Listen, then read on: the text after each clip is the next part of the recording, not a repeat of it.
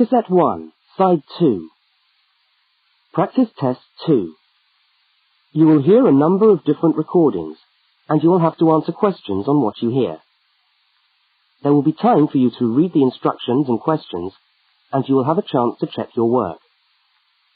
All the recordings will be played once only. The test is in 4 sections. Write all your answers in the listening question booklet. At the end of the test, you will be given 10 minutes to transfer your answers to an answer sheet. Now turn to section 1 of your question booklet.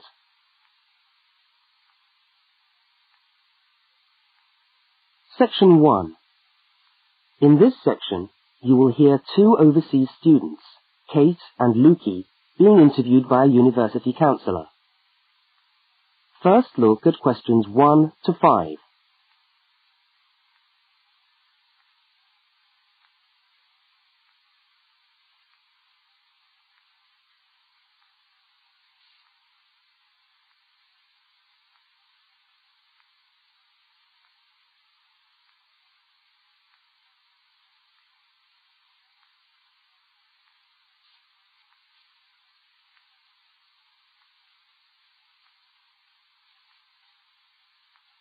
You will see that there is an example which has been done for you. On this occasion only, the conversation relating to the example will be played first.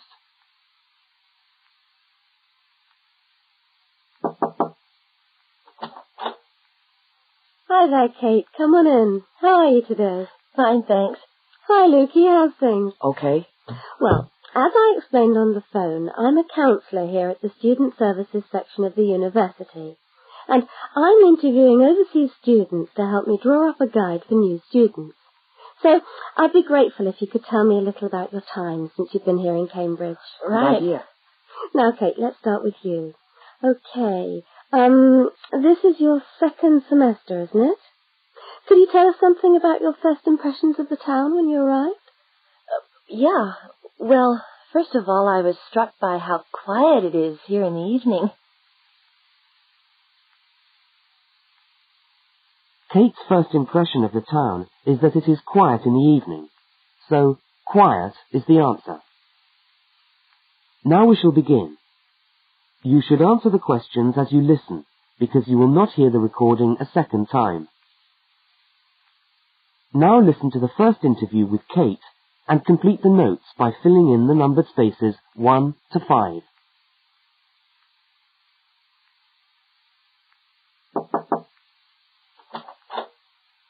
Hi there, Kate. Come on in. How are you today? Fine, thanks. Hi, Luki. How's things? Okay. Well, as I explained on the phone, I'm a counsellor here at the Student Services section of the university. And I'm interviewing overseas students to help me draw up a guide for new students. So I'd be grateful if you could tell me a little about your time since you've been here in Cambridge. Right. Good idea. Now, Kate, let's start with you. Okay. This is your 2nd semester, isn't it? Could you tell us something about your first impressions of the town when you arrived? Yeah. Well, first of all, I was struck by how quiet it is here in the evening. Yeah, I suppose Cambridge is a quiet place. Where did you live when you first arrived? Well, I went straight into student accommodation. It was a kind of student hostel. Ah, right. So, you didn't have to worry about doing your own cooking or anything like that? No, but sometimes I wished I had. The food at the hostel was awful. Oh, dear. But how were the other students? To be honest, I haven't managed to make many friends, even though the place is full. People seem to keep to themselves. They're not really very friendly. Oh, I'm sorry to hear that. Well, what about the actual course? You're studying, I'm doing a master's by coursework in environmental studies. Oh, right. And how are you finding that? Yeah, well, it's been pretty good, really. I've enjoyed the course, but I feel there hasn't been enough contact with the lecturers. Oh. They all seem to be incredibly busy. The only chance I've really had to talk to them was on the field trip. Well, that's no good. Mm-mm. Could anything be done to improve the course, in your opinion? Well, I think it would be helpful to have meetings with lecturers on the course. Say once a fortnight, something like that. Regular meetings. Yes, that could certainly help. Now, Kate, we'll come back to you in a minute, but I'd just like to ask Luki some questions. Before they continue the interview, look at questions 6 to 10.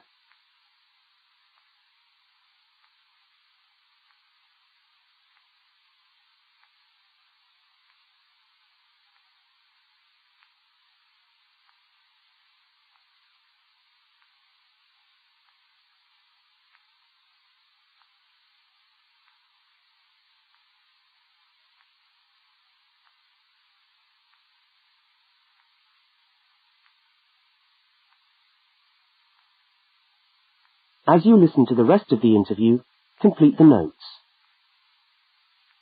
Luki, where are you from? I am from Indonesia. And how did you find Cambridge when you first arrived? Well, I like it here. I think the city is very beautiful. What about your accommodation? Was that okay? Yes, okay. At first, I stayed with a family for 3 months. They were very kind to me, but they had 3 young children, and I found it difficult to study. Right, I see. So after 3 months, I moved out, and now I live with 2 other students in a student house. It's much cheaper, and we like it there. Good. And what about your studies? What are you studying? I'm doing a Bachelor of Computing. Computing, I see.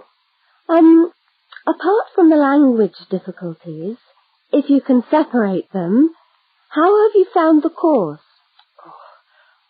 Okay, but... Yes, go on. Well, the main difficulty for me is getting time on the computers in the computer room. It's always busy, and this makes it very hard to do my practical work. Yes, I'm sure it would.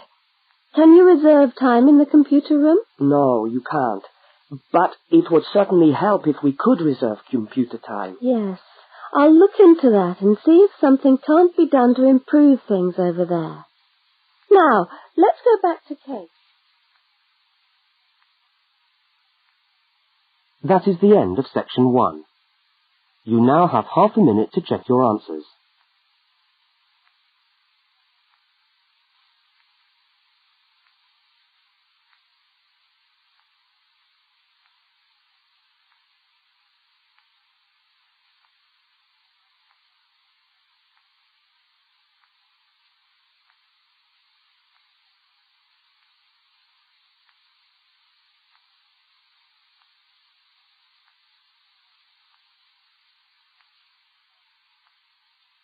Now turn to section 2.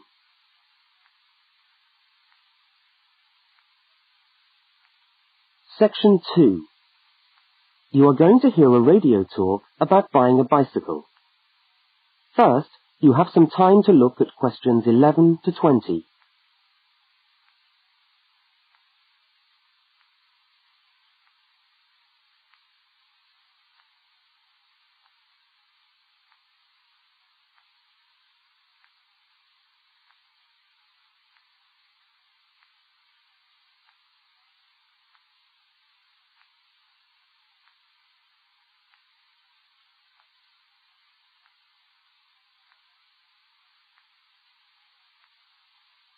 Now listen to the first part of the talk and complete the notes by filling in the numbered spaces 11 to 20. Well, last week we talked about buying camping equipment, and today I'd like to talk to you about buying a bicycle. A simple enough exercise, you might imagine, but there are lots of things to look out for to make sure you get the best deal for your money. Well, the range of bicycles is enormous. There are racing bikes, touring bikes, mountain bikes, or just plain ordinary bikes for riding around town. They vary enormously in 2 basic ways: price and quality. This means that the choice you make will probably be determined by the amount of money you want to pay, your own personal needs, what is actually available, or a compromise of all 3 things.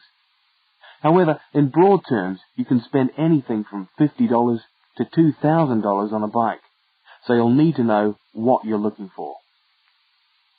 Single-speed cycles, that is bikes with no gears, are really only suited to short, casual rides. Their attraction is their simplicity and reliability. After years of neglect, they still manage to function, though not always too efficiently. If it's basic transport you're after, then you can't go wrong. 3-speed cycles, on the other hand, are all that is really necessary for most town riding, going to the shops and things like that. Like the single-speed bike, they're simple and reliable. If you are going to be going up and down lots of hills, then you'll probably want something more efficient. 5- and 10-speed bicycles are best suited to riding over long distances or hilly terrain and to serious touring.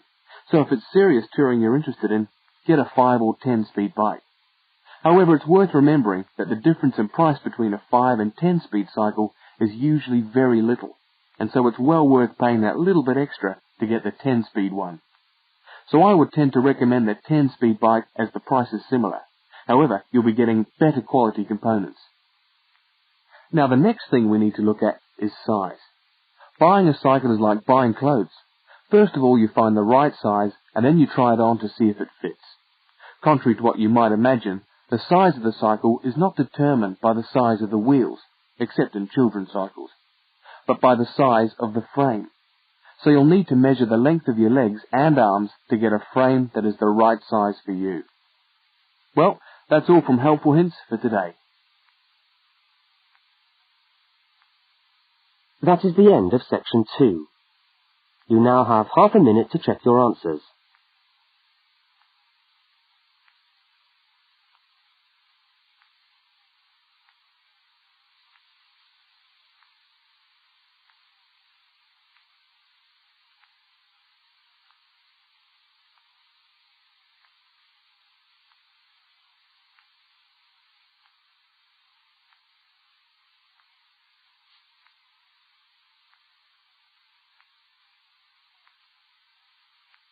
Now turn to section 3.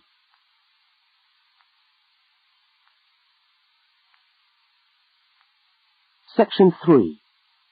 In this section, you will hear a conversation between two students, Fiona and Martin, talking about a tutorial topic.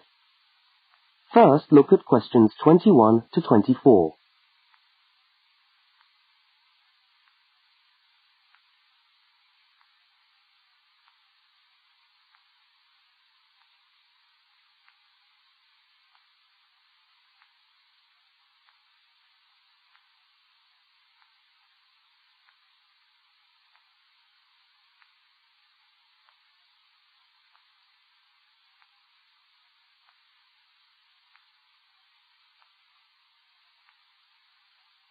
Now listen and answer questions 21 to 24.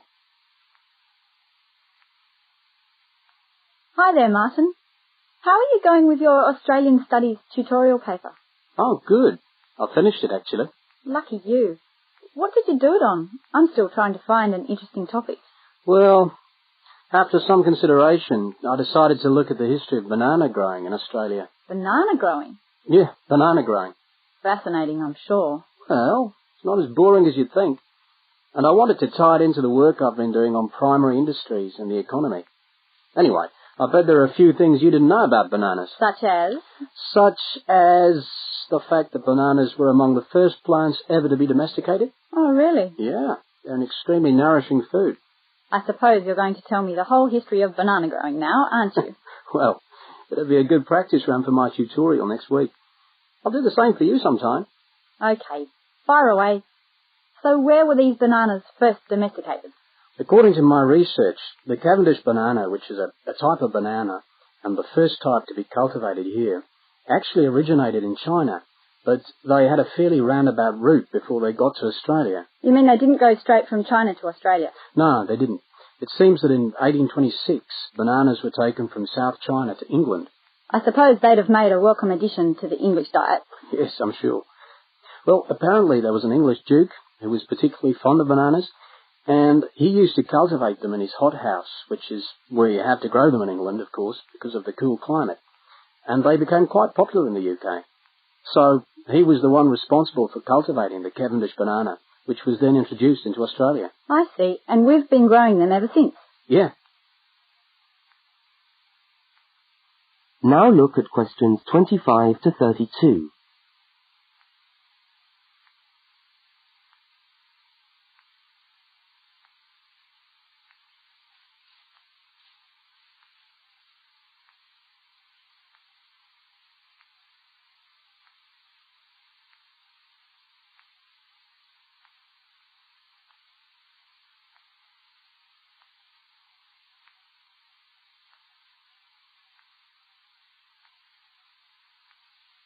As the conversation continues, complete Martin's notes. Are they hard to grow? Well, yes and no. To grow them in your garden, no, not really. But to grow them commercially, you need to know what you're doing. You see, you only get one bunch of bananas per tree, and it can take up to 3 years for a tree to bear fruit if you don't do anything special to it. But this period is greatly reduced with modern growing methods, particularly in plantations where you have perfect tropical conditions. Right. So what are you looking at? 1 year? 2 years? No, around 15 months in good conditions for a tree to produce a bunch of bananas. And once you've got your bunch, you cut the bunch and the plant down. So how do the trees reproduce then? Well, bananas are normally grown from suckers, which spring up around the parent plant, usually just above the plant. They tend to like to grow uphill, or at least that's the common wisdom. So that's why banana plantations are usually on hillsides, is it? Yeah, they grow best like that. That's interesting. If you plant them in rich soil and give them plenty of water at the beginning of summer, then they should be well advanced by the beginning of winter, when growth virtually stops. But in a country like England, they're hard to grow. Although you can grow them in a hothouse. But in Australia, it's not difficult. No, though even here, the growers put plastic bags around the bunches to protect them and keep them warm. If you go up to the banana growing districts, you'll see all these banana trees with plastic bags on them. But how do they stop the bananas going bad before they reach the shops? Well, the banana bunches are picked well before the fruit's ripe. Once you cut the bunch, the bananas stop growing, but they do continue to ripen. The interesting thing is that once one banana ripens, it gives off a gas which then helps all the others to ripen. So they pretty much all ripen within a few hours of each other. Amazing. So do we export lots of bananas overseas to Europe and Asia, for instance? Well, oddly enough, no. I believe New Zealand takes a small proportion of the crop, but otherwise, well, they're mostly grown for the domestic market, which is surprising when you think about it, because we grow an enormous number of bananas each year. Yes, well, thank you for all that information. I'm sure the tutorial paper will go really well. You certainly seem to have done your research on the subject. Let's hope so. That is the end of section 3. You now have half a minute to check your answers.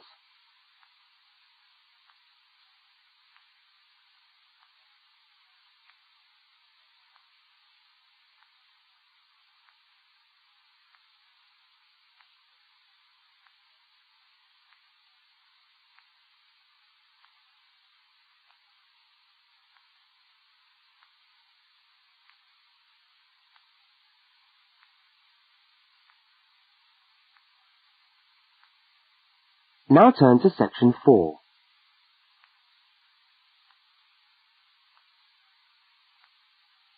Section 4. You are going to hear part of a public lecture for new students. First, look at questions 33 to 35.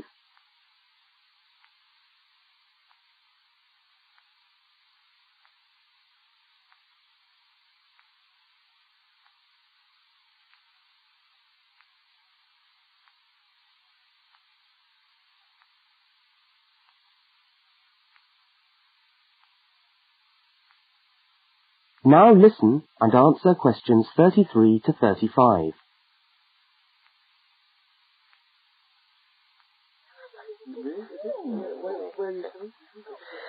Good morning everyone, and welcome to our regular lecture on health issues.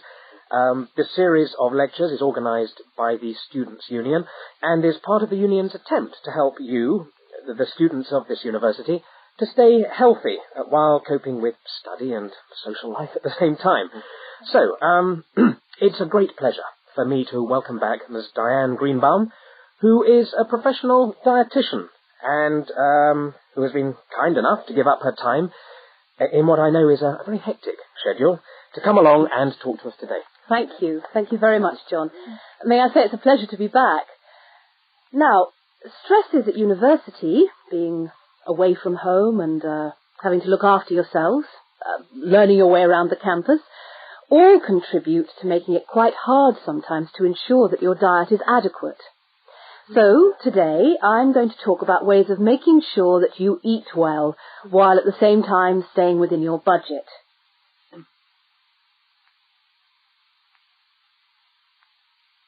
Now look at questions 36 to 41.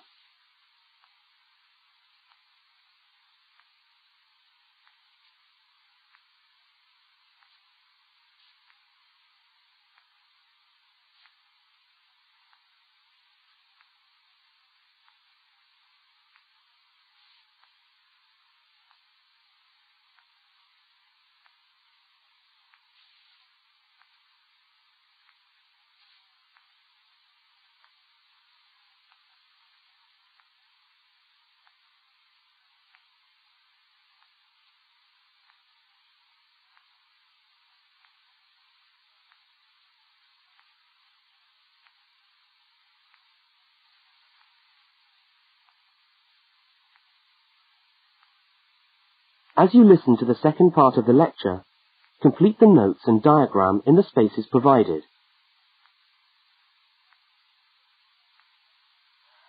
If you have a well-balanced diet, then you should be getting all the vitamins that you need for normal daily living.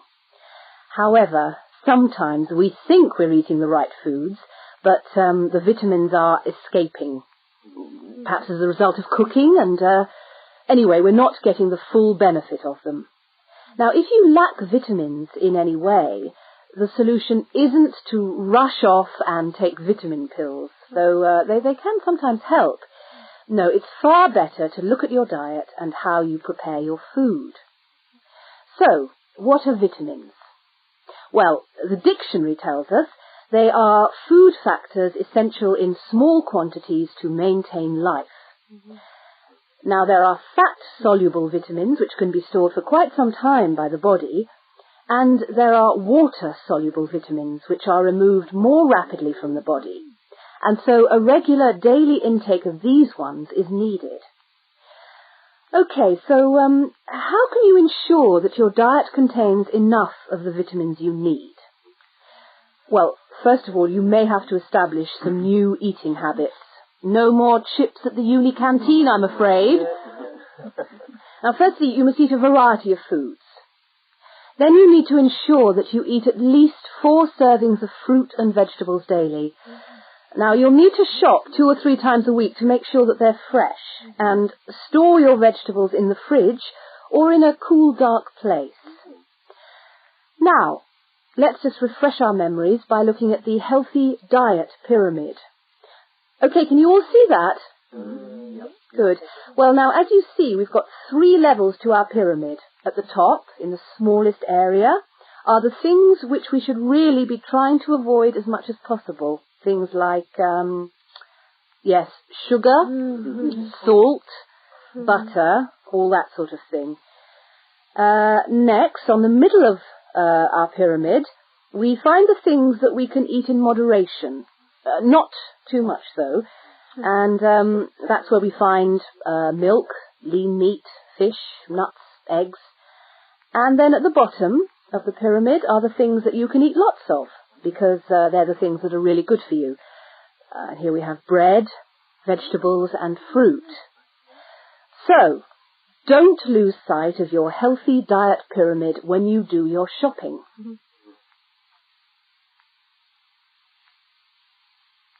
That is the end of section 4. You now have half a minute to check your answers.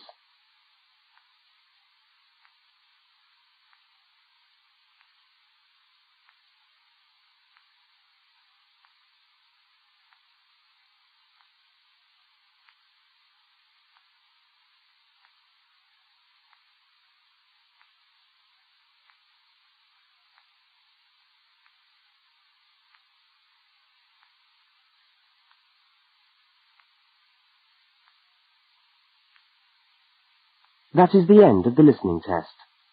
You now have 10 minutes to transfer your answers to the listening answer sheet.